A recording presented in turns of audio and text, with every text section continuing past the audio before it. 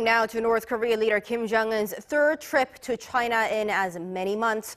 North Korea's state-run media has reported this morning within the past couple hours that Kim and Chinese President Xi Jinping talked about empowering their strategic tactical cooperation under the new circumstances on the Korean Peninsula and the wider region.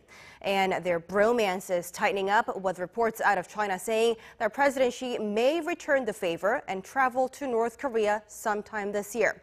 But first, for a closer look at the Kim and Xi's third meeting, our Lee Ji-won tells us more.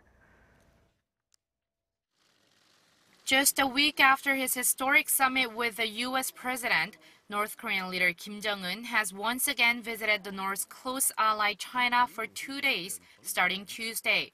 Kim and Chinese President Xi Jinping's previous two summits came just a few days before Kim's meetings with U.S. Secretary of State Mike Pompeo.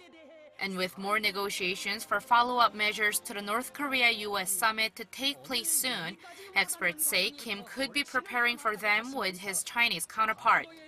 Others pointed at the delegates that accompanied Kim to China, including Cabinet Premier Park Bong-ju and Park Tae-sung, the party's vice chairman for science and education. By having these officials see China and learn from it, Kim could be hoping to emulate Beijing's reforms and open up his own country's economy. He could also be seeking to launch joint projects with China.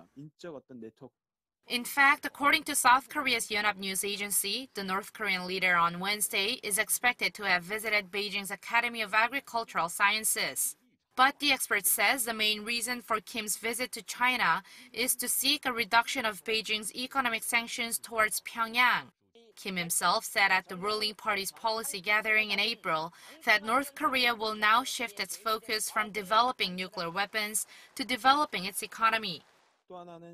There will need to be more time and concrete steps from the North before the U.S. can reduce its pressure.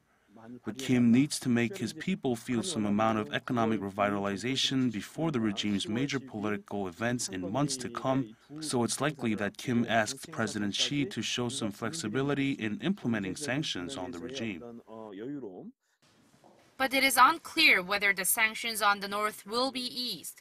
Secretary Pompeo reportedly told South Korea's Foreign Minister Kang Kyung-hwa in their phone call on Monday that China had agreed to fully implementing the Security Council's sanctions on North Korea.